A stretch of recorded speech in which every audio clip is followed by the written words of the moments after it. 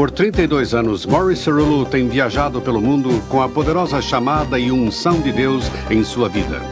Proclamando a mensagem de fé, esperança e libertação, pregando a mensagem de salvação e de cura, ensinando a homens e mulheres que Deus quer usá-los para demonstrar que Jesus Cristo está vivo e que Ele é quem disse que era o Filho do Deus vivo.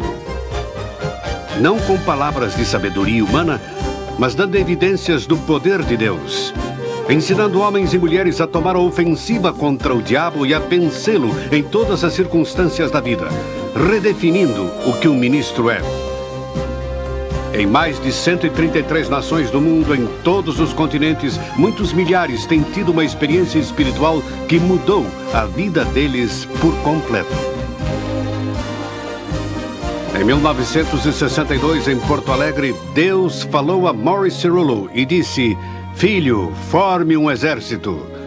Desde aquele momento, Deus ungiu Morris Cerullo para transmitir o poder de seu ministério a milhares e milhares de outros. A partilhar a unção divina do poder milagroso do Novo Testamento com pessoas de todo o mundo. E é o que ele tem feito. Nas escolas Morris Cerullo de Ministério pelo Vídeo, o termo ministro é definido de acordo com o Novo Testamento. Todo crente se torna ministro ao experimentar uma nova unção, ao lançar mão das chaves do reino e começar a exercitar a sua autoridade através de Jesus Cristo, o Messias. Mais de 450 mil líderes, pastores e leigos em 133 nações já aprenderam que eles também podem realizar as obras de Deus. E agora, este dinâmico e ungido homem de Deus, Morris Cerullo, vem a você de modo muito especial. E se você quer aprender a realizar as obras de Deus, se quer experimentar uma nova unção em sua vida, se quer que Deus o use, a escola Morris Cerullo de Ministério pelo Vídeo é para você.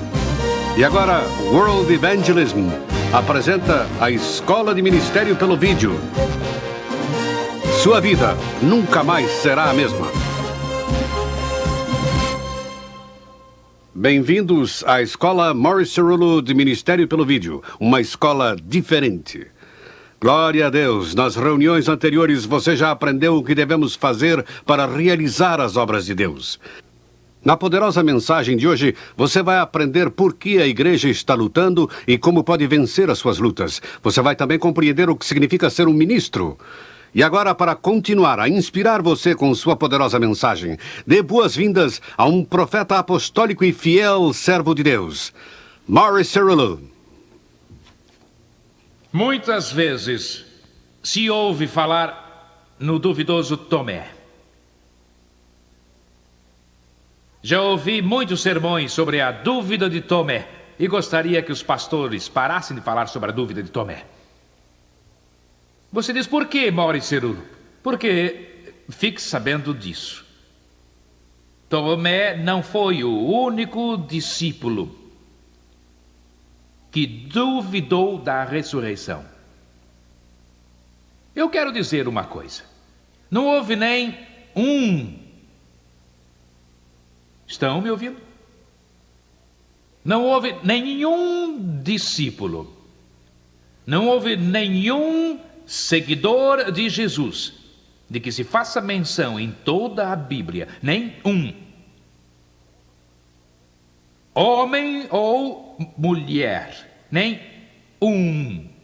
Inclusive, agora, não se zanguem comigo. Alguns de vocês que têm Maria em tão elevada posição de reverência, nem mesmo a mãe de Jesus.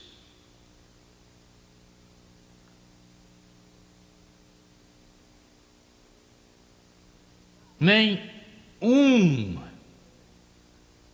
creu na ressurreição.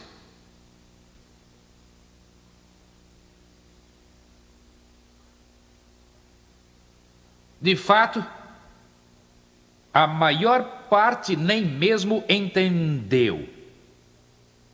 E se houve algum que tivesse entendido, Nada se diz quanto a isso. Mas a maior parte nem mesmo entendeu o que se passava quando Jesus morria lá na cruz.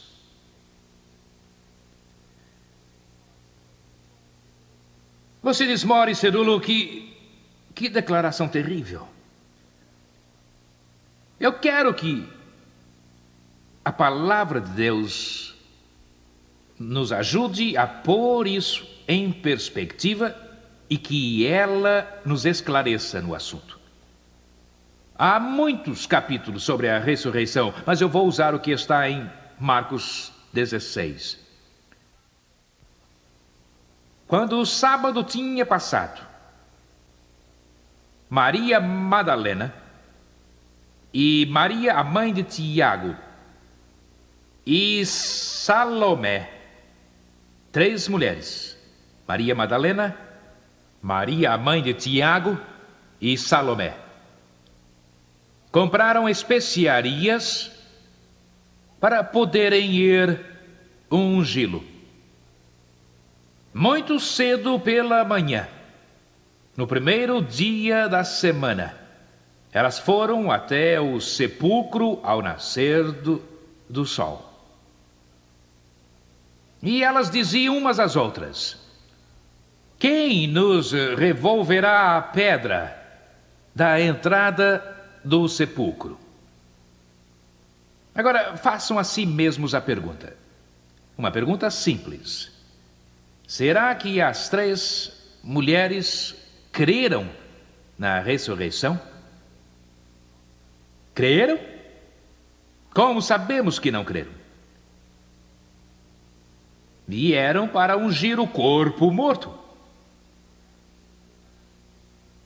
Esperavam encontrar Jesus no túmulo e estavam discutindo quando chegassem lá como é que elas iam rolar a pedra para poderem entrar e ungir aquele corpo morto. Elas não criam, nem mesmo compreendiam, nem tinham a menor ideia a respeito da ressurreição.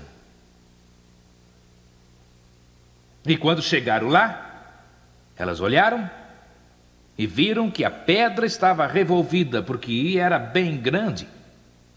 E elas entraram no sepulcro e viram um jovem sentado do lado direito. Um anjo, um ser angelical.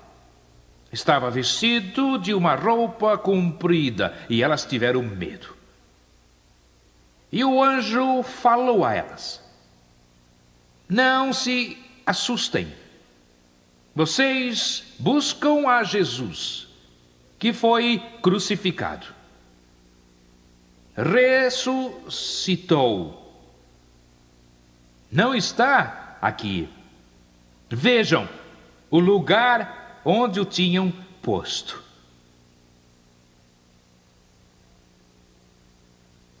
E então esse ser angelical, nesse túmulo, deu a Maria Madalena, a Maria, mãe de Tiago, e a Salomé um recado. Foi isso que o anjo disse. Depois de dizer: vocês buscam Jesus de Nazaré, que foi crucificado. Não está aqui, ele ressurgiu. Vejam o lugar onde o tinham posto. Agora o anjo disse: mas ide, dizei aos discípulos e a Pedro. Eu creio que ele disse e a Pedro também, porque Pedro havia negado o seu Senhor. Ele devia agora estar se sentindo bem abatido.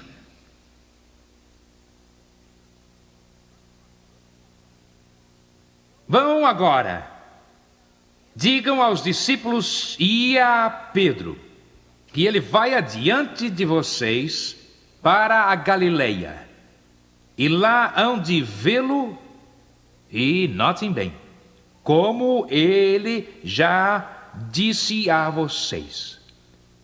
Agora digam-me, por favor, antes de tudo, o que estão fazendo aqui na sepultura, se antes de morrer ele não só disse, eu vou ressuscitar, mas disse que ia encontrá-las num certo lugar.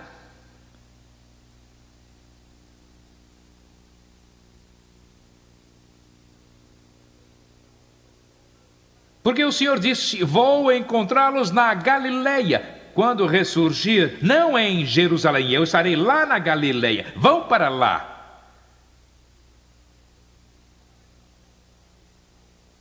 Agora, eu não sei o que se passa em seu espírito, ou como você responderia, mas vou lhe dizer o que as mulheres fizeram. Saíram de lá e deixaram o sepulcro, e elas tremiam. Estavam espantadas e não falaram nada a nenhuma pessoa, porque estavam com medo. Agora, imagine só, entrando no túmulo, achando a pedra removida, e as roupas fúnebres dobradas, e o lugar em que o tinham posto vazio, e um anjo ali com uma mensagem. Você pode imaginar um quadro desses?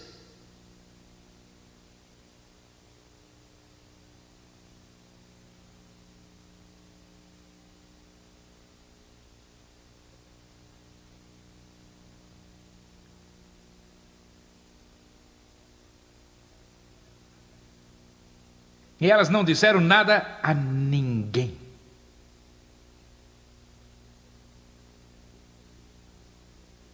E eu sei que muitos aqui diriam, meu Deus, Boris Cerullo, eu sairia pelas ruas gritando, pulando, saltando de alegria. Será?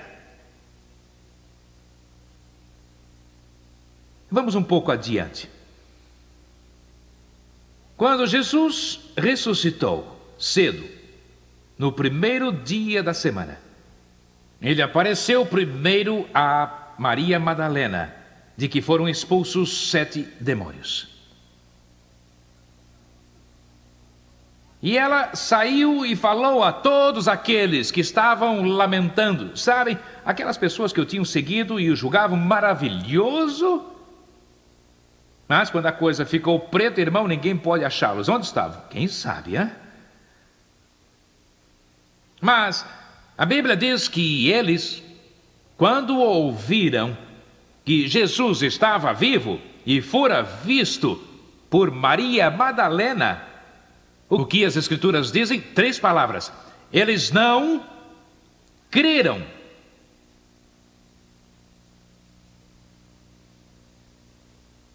É isso bastante?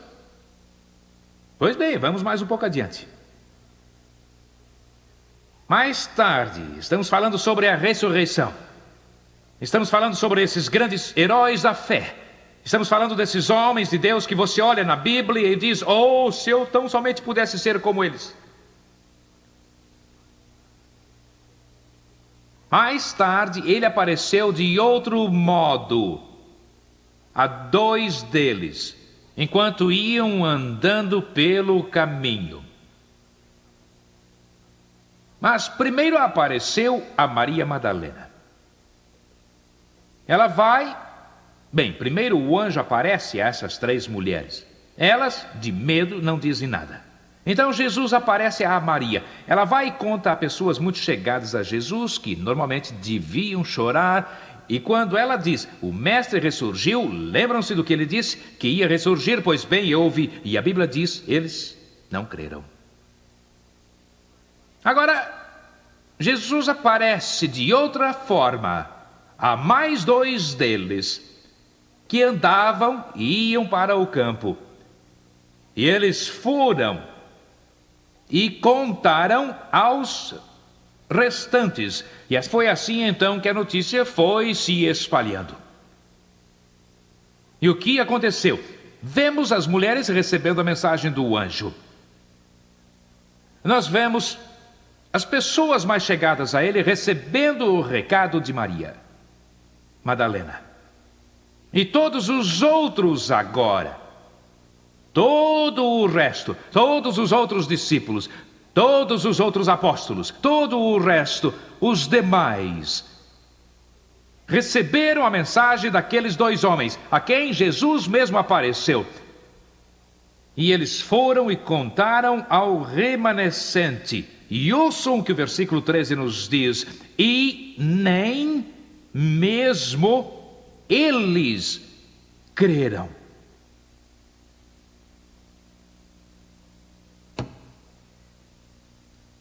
Agora você me diga, o que Jesus tem? Depois de 3 anos e meio de ministério,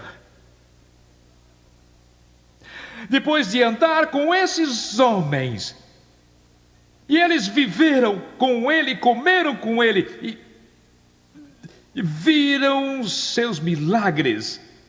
O cego vê, o surdo ouve, o coxo anda, os ventos e as ondas cessam, os mortos revivem. O que é que ele tem? Nada mais do que um bando de seguidores e de discípulos confusos, medrosos, duvidosos, descrentes, inseguros e sem fibra. Que mesmo depois de alguém trazer a notícia, nós vimos o anjo, nós ouvimos a sua voz, nós vimos o Senhor ressuscitado, nós falamos com o Mestre,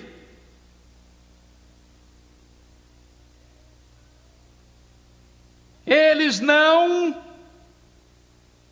creram.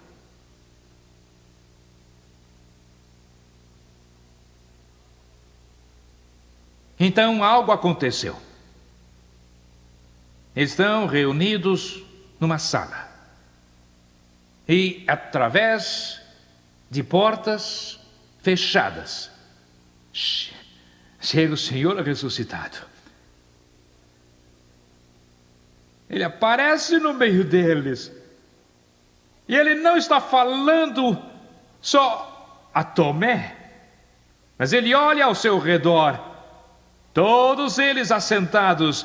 E a Bíblia diz no versículo 14 do último capítulo do Evangelho de Marcos: afinal apareceu aos 11, assentados juntos, e ele os censurou, ele os repreendeu por sua descrença e sua dureza de coração, porque eles não creram nos que o tinham visto depois de ressurgir, todos os 11.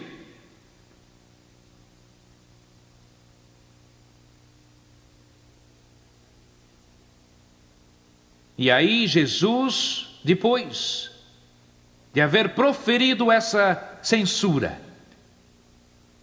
essa repreensão, por que vocês não acreditaram nas mensagens que receberam? Ele se volta e ele olha para os mesmos 11. E no versículo seguinte, o versículo 15, ele diz a eles então: ide por todo o mundo e pregai o Evangelho a toda criatura.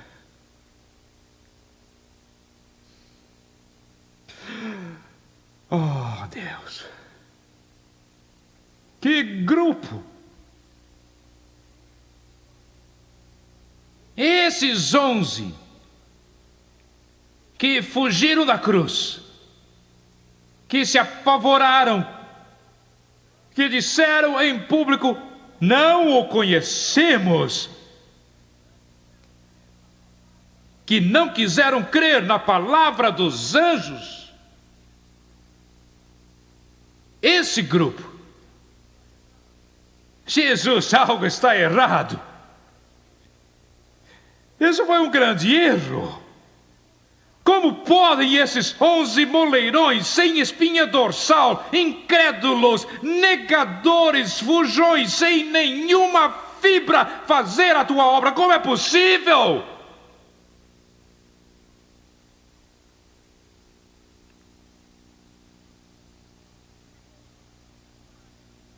se fosse uma reunião da sua igreja, e não vou citar nenhuma, escolha o nome que quiser, irmão. Se eles fossem candidatos a pastores ou pregadores, quantos deles você pensa que seriam escolhidos?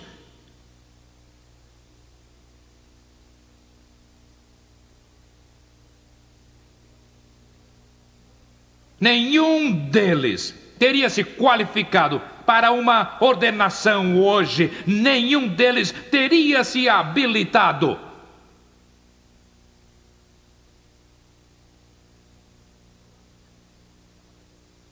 Quando Jesus olhou para eles,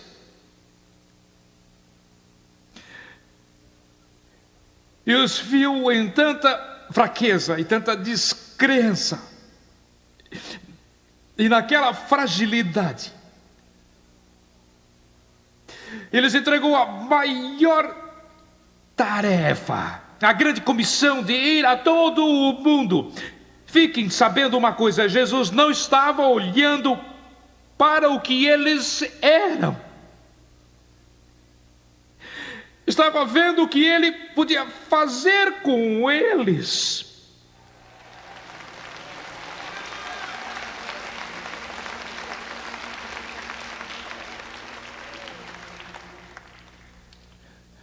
E meu irmão, minha irmã, não importa quem você é aqui hoje, não importa qual é o seu passado, não importa, irmão. Eu quero lhe dizer uma coisa aqui: Deus não depende de quem você é, ou do que você é, ou do que você julga ter, meu irmão, minha irmã. Isso não significa muito para Deus, porque não é quem você é, ou o que você julga que você tem. A única coisa que importa é o que Deus pode fazer de você quando Ele quiser usá-lo.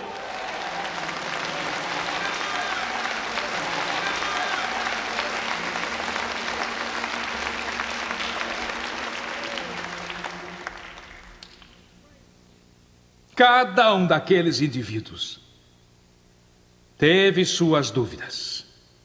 Você também. Cada um daqueles indivíduos teve seu medo, como você. Cada um daqueles indivíduos teve seus fracassos, como você. Mas o que o Espírito Santo deseja nos ensinar aqui é isto: Deus não está dependendo do que nós somos ou do que temos, mas está dependendo do que pode fazer de nós.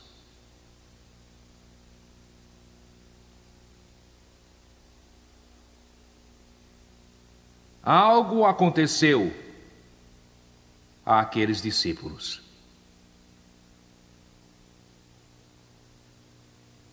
Foram transformados.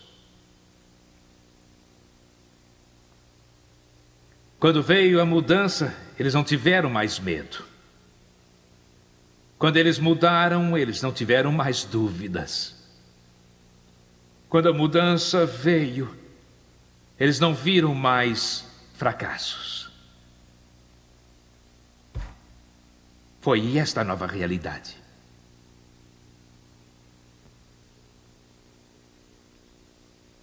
Deus nos deu uma tríplice profecia para essa escola de ministério.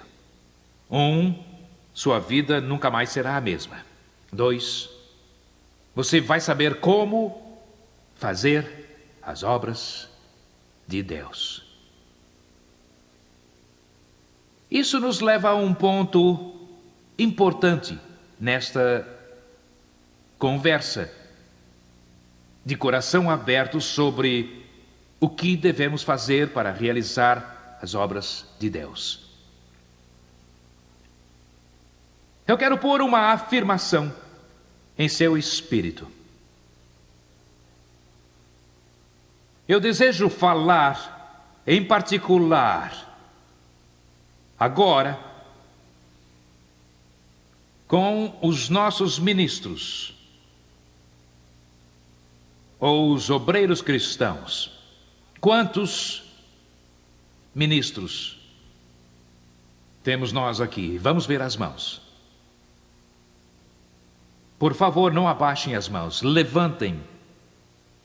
Levantem bem alto. E os demais, que vergonha.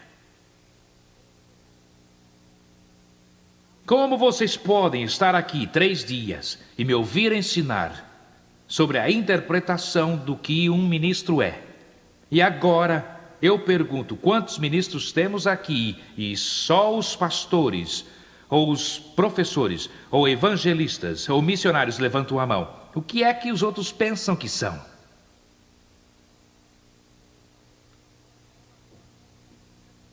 Viram agora, porque eu não quero que escrevam.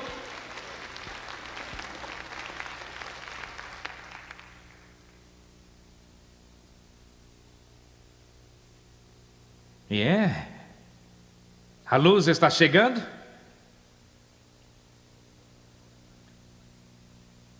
Vou lhes dar mais uma chance.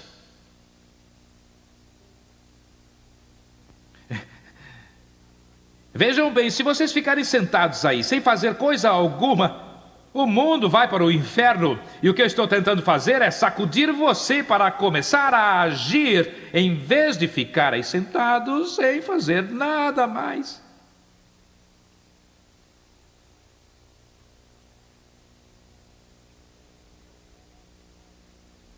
Eu quero que você volte à sua igreja, não como alguém que vai esquentar lugar como você vem fazendo nos últimos 5, 10, 15 e 20 anos.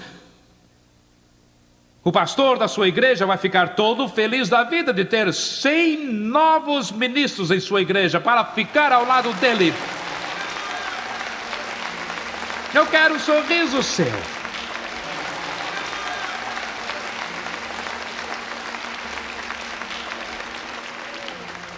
Eu quero dizer uma coisa, se eu fosse pastor de uma igreja, eu ia querer a minha congregação cheia de gente igual a vocês. Glória a Deus! Gente que quer fazer alguma coisa para Deus.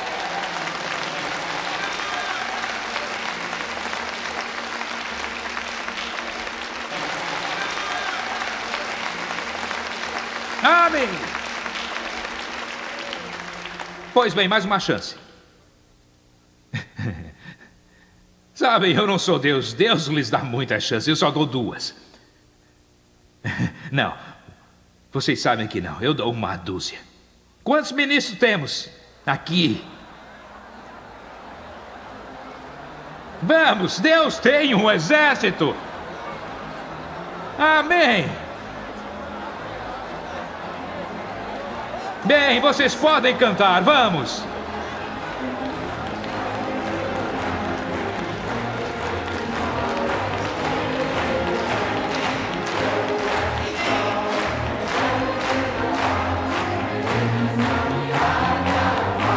Amém.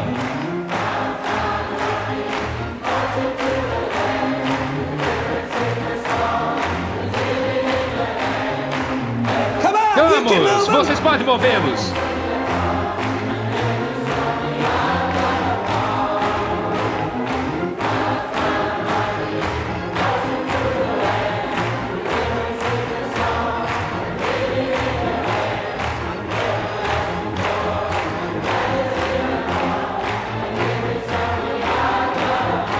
Amém.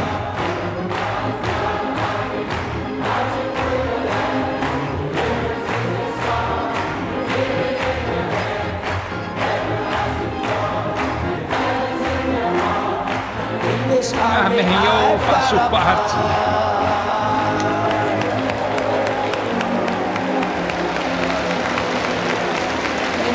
Amém.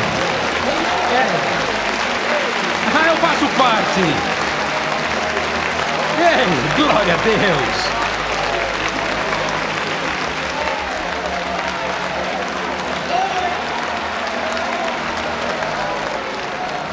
Enquanto estão sentados, eu quero colocar uma palavra em seu espírito.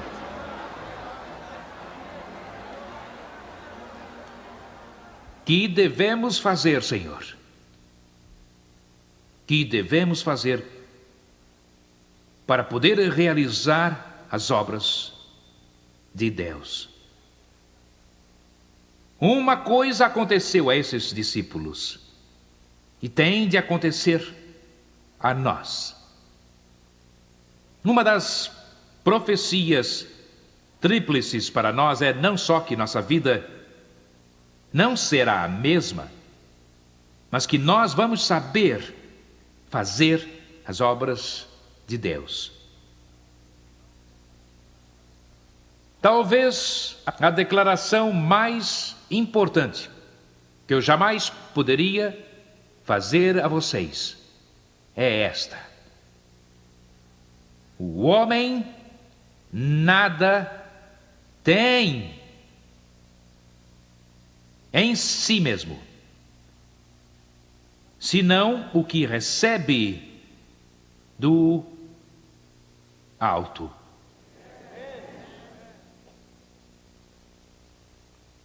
Lutamos pelo poder de Deus.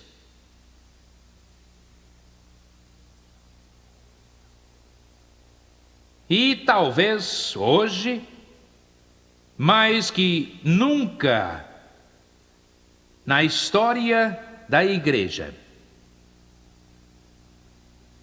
existe uma luta na vida de ministros e existe uma luta na vida dos que chamamos obreiros cristãos, mas daqui por diante nós iremos sempre chamar o que de fato nós somos, ministros de Deus. E essa luta Mauro Cirulo, o que é fé? Eu tenho ouvido muito, tenho aprendido muito. A fé parece ser algo ilusório.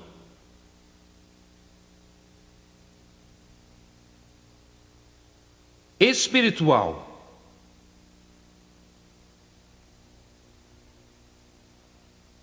Como eu posso saber que eu a tenho? Como ela opera?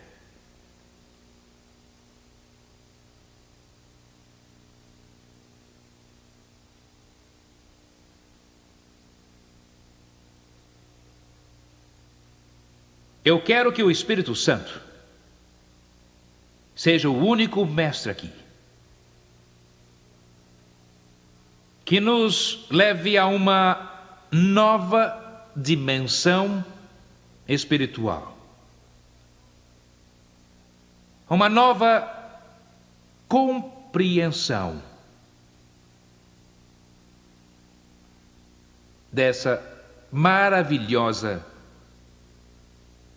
magnífica manifestação sobrenatural, a fé.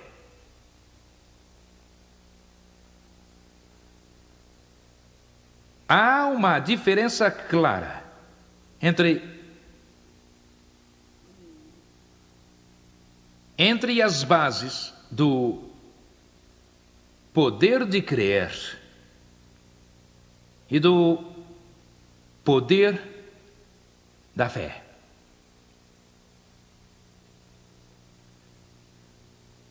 Exercer e demonstrar o poder de crer. Você e eu podemos, como resultado do nosso ser natural.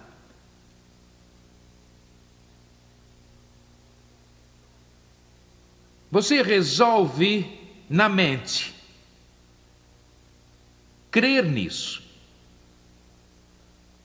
Isso é resultado da força de vontade que você possui, que Deus deu a você e a mim. Por isso é que temos tantas pessoas bem-sucedidas no mundo que nada sabem sobre fé, mas sabem muito sobre o poder de crer.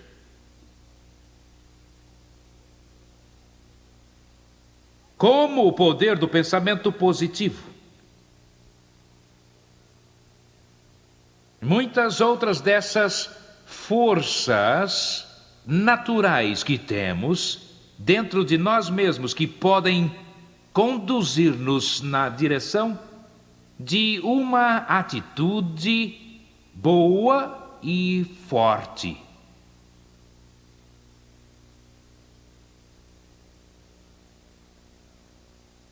O homem natural tem essa aptidão. Mas o homem natural não tem a capacidade de exercer essa característica majestosa, vibrante e espiritual, chamada fé. E Deus nunca pretendeu que o seu povo jamais lutasse pela fé.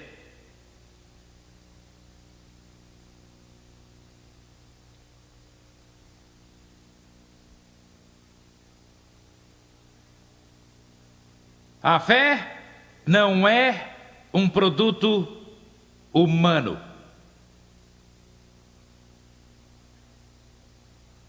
A fé não é o resultado do homem em si ou da sua capacidade natural.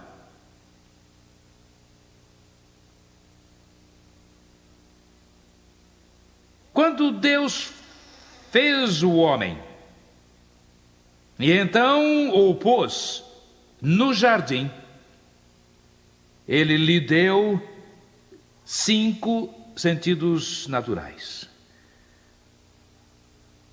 Deu-lhe a capacidade do tato. Deu-lhe a capacidade do gosto. Estes são sentidos.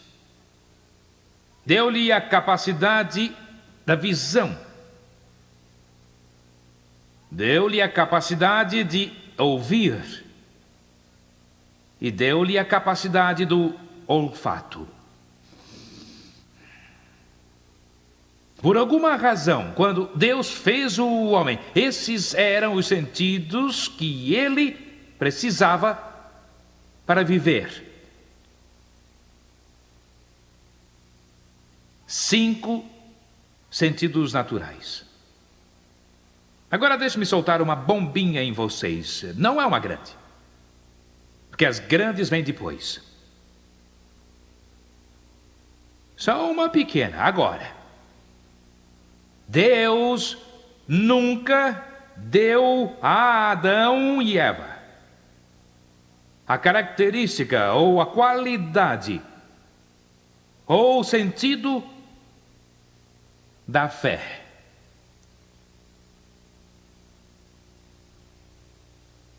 Eles não a tinham.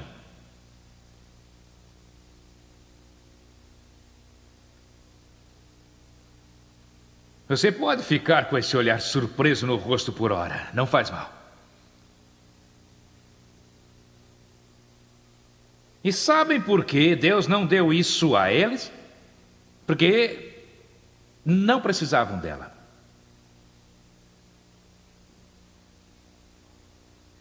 Porque Deus vinha da glória dos céus.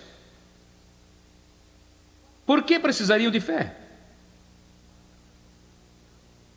Adão foi criado com todo o poder e todo o domínio. Ele falava, quando falava, acontecia. Ele tinha controle sobre os animais. Deu-lhes nomes. Deus vinha lá do céu e sentava com ele.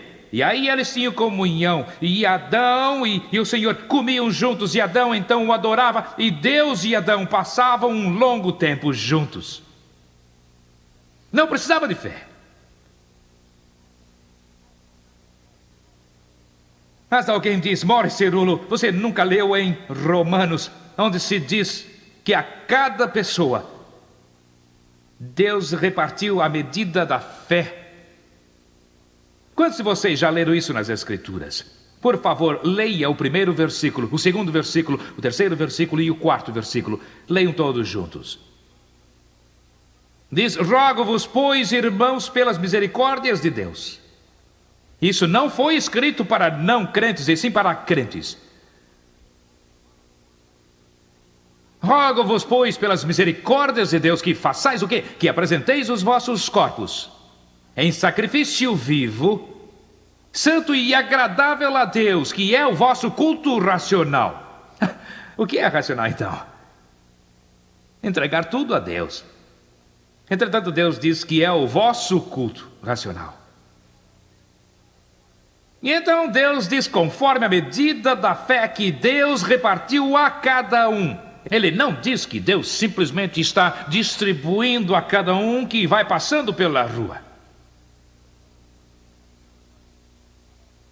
Eu já ouvi isso bastante. Agora, pastores, sorriam para mim. Vamos, eu já ouvi isso bastante. Essa gente anda dizendo: quando você liga a luz da casa, você exercita a fé. Você já ouviu isso? E quando senta na cadeira, está exercitando fé porque você crê que a cadeira vai aguentar você. Conversa.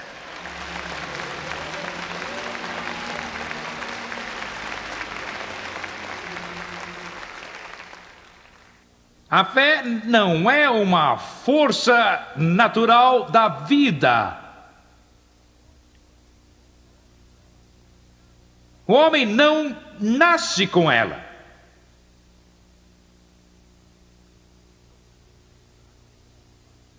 Ele nasce com 5 sentidos naturais: tato, paladar, vista, ouvido, olfato. E a Bíblia diz que o homem foi criado à imagem de Deus. E a única coisa que você e eu temos que se parece com Deus não é a aparência física externa. Graças a Deus, quando olho para vocês, vejo que Deus não parece com vocês.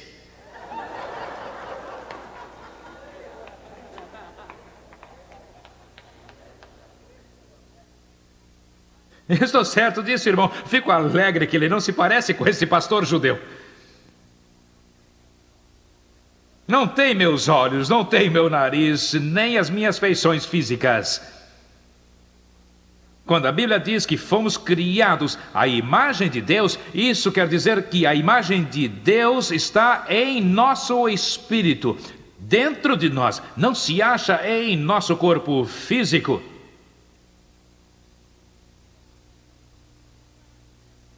E o que há dentro de você que é igual a Deus? O que há no seu espírito que é como Deus? Você está certo? Quando Deus nos fez, não nos fez fantoches. Não há cordões em Morris e não havia cordões em Adão. Quer dizer que Deus não está lá puxando um cordão qualquer. Erga a mão direita. Erga a perna direita. Sabem, como um boneco. Sabe, quantos de vocês já viram esses pequenos fantoches? Mas Deus não nos fez desse jeito. Ele nos deu a vontade moral livre. Adão a tinha. Foi o que Adão usou para desobedecer a Deus no jardim.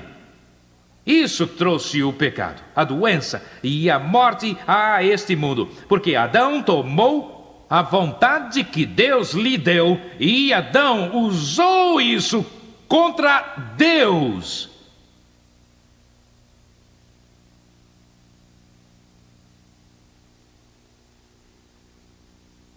Desobedeceu.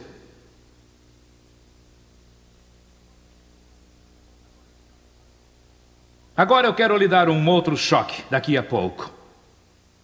Está pronto? Você aguenta um choque maior agora? Quantos de vocês sabem que são salvos pela fé? Vamos ver as mãos. Vamos, acene para mim.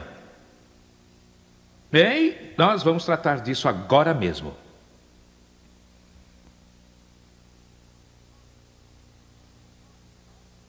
Você diz, Mauri Cerulo, não somos salvos pela fé? De modo algum. Mas você diz, a Bíblia diz, em Efésios 2, 8 e 9, pela graça sois salvos pela fé. Mas, irmão, como você pode ser salvo por algo que você não possui?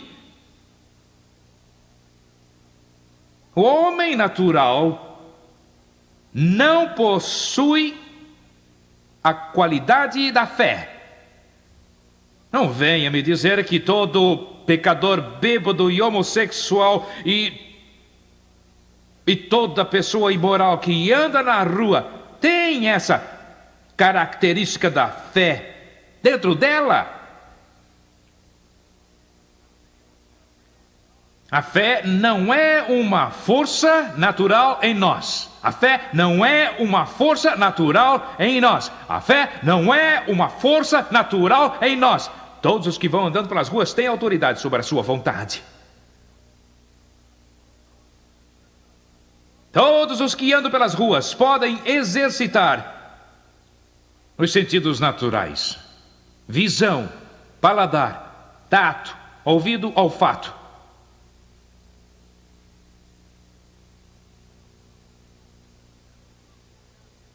Não vamos tirar o texto bíblico do seu contexto. Vamos ler todos juntos agora, Efésios 2, 8 e 9.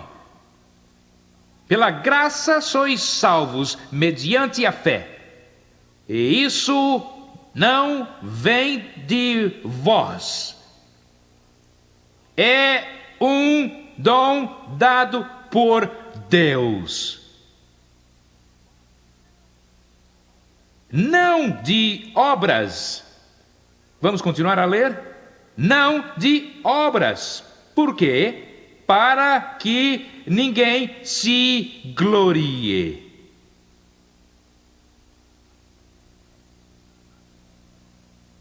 Nós teríamos muita gente andando por aí afora, pensando que eles se salvaram. Mas Deus cuidou disso, irmão. Porque Ele só nos deu a capacidade para uma coisa, para o seguinte: o Espírito de Deus está agindo aqui nesta reunião, sobre esta lição. Tem sido como um fogo líquido agindo aqui hoje, mas Deus não pode dobrá-lo. Deus não leva você a ceder. Deus não pode fazê-lo entregar-se. Você tem de fazê-lo. Por isso eu digo ao povo quando eles chegam e dizem: oh Senhor, por favor, torna-me humilde. Eu os agarro pelo pescoço e digo: pare de fazer essa oração. Eles me olham e dizem: por que não, Mauri Cerulo? Vou dizer por quê. Porque a Bíblia diz: humilhai-vos.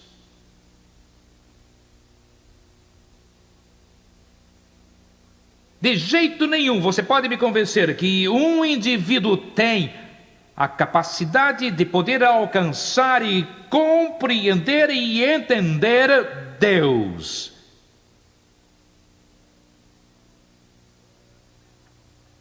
Deus é sobrenatural.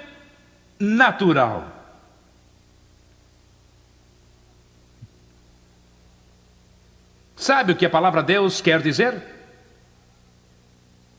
A palavra Deus quer dizer, em uma tradução literal, o que precisa ser adorado como tendo capacidade sobrenatural.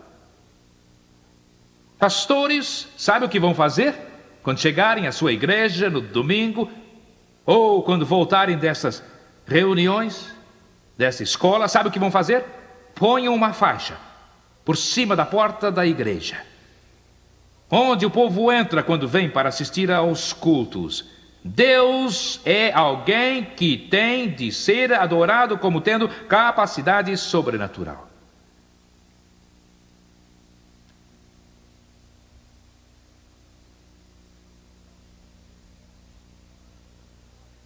Se nós não entendermos isso, a nossa igreja não tem razão de ser. Porque nos tornamos mais outro clube, como o Rotary Club.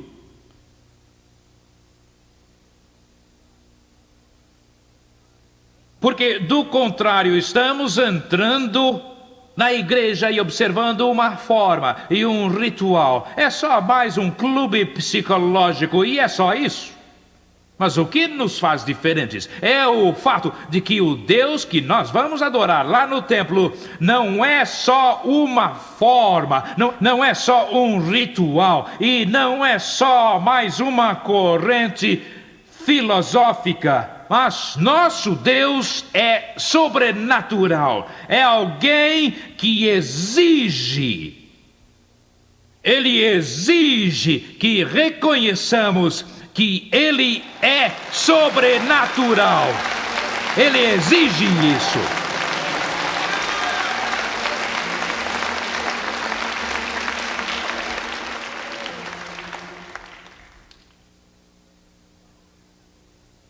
A única coisa que esse pecador controla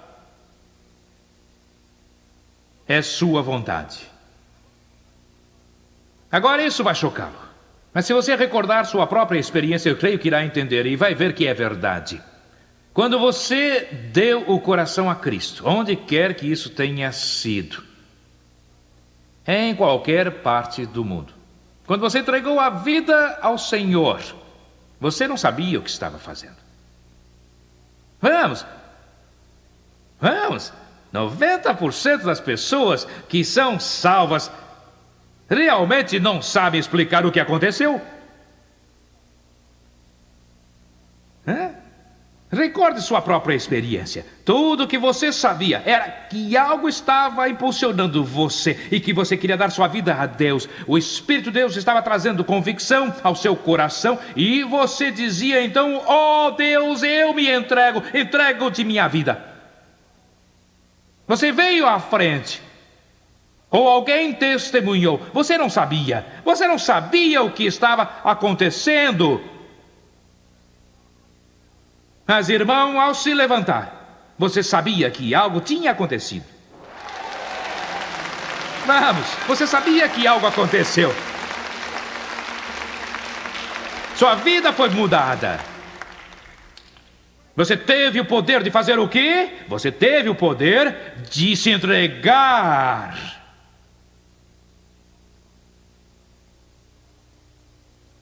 Foi tudo.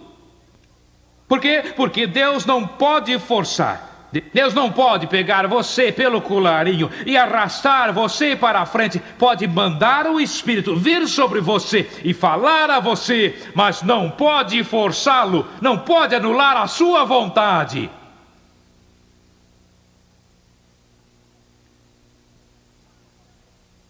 E basicamente, o que é a salvação? Eu vou dizer o que é salvação. Salvação é isso. No jardim do Éden, o homem usou sua vontade em desobediência contra Deus. Na salvação, ele toma sua vontade, que está em direta desobediência a Deus, porque está sob a maldição do pecado. Ele toma essa vontade e ele a entrega de volta a Deus.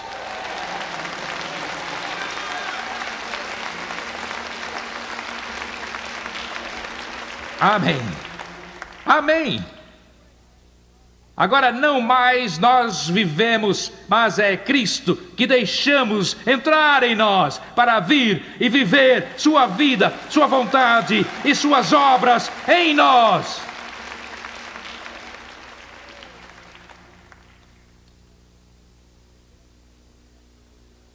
Você ainda não ouviu nada. Eu vou deixar você em suspense.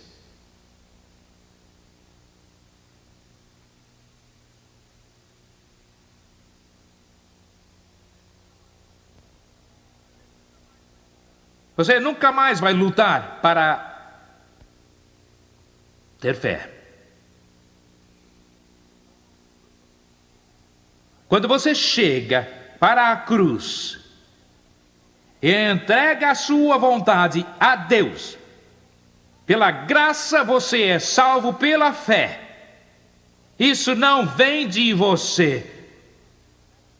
Quando você vem para junto da cruz, e aí entrega a sua vontade e a sua vida a Jesus Cristo, naquele momento, irmão, aqui alguma coisa se dá. Deus concede e implanta em seu ser o quê?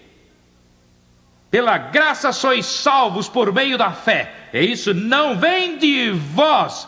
Não temos nada em nós mesmos, senão o que recebemos do alto.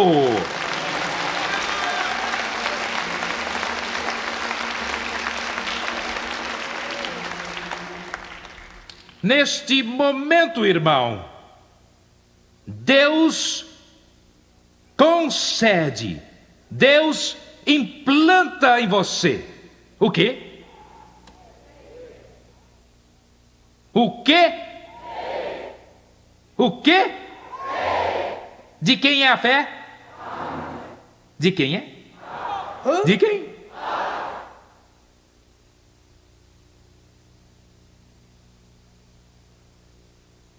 Eu vou resistir à tentação. Não, eu vou resistir. Eu ia dizer, mas eu vou resistir à tentação. Aleluia. E que tentação? A tentação de abrir a palavra de Deus e continuar com isso. Eu vou resistir a esse impulso. Vamos continuar aqui na próxima reunião. Que poderosa revelação você recebeu hoje. Ao concluirmos a reunião, você sabe que Deus deseja que você seja um ministro e que Ele deseja usar você para o seu eterno propósito. Na nossa próxima reunião, Maurice Cirillo vai mostrar como Deus deseja torná-lo uma parte vital do seu perfeito plano. Até lá, e lembre-se que Deus o ama e nós também.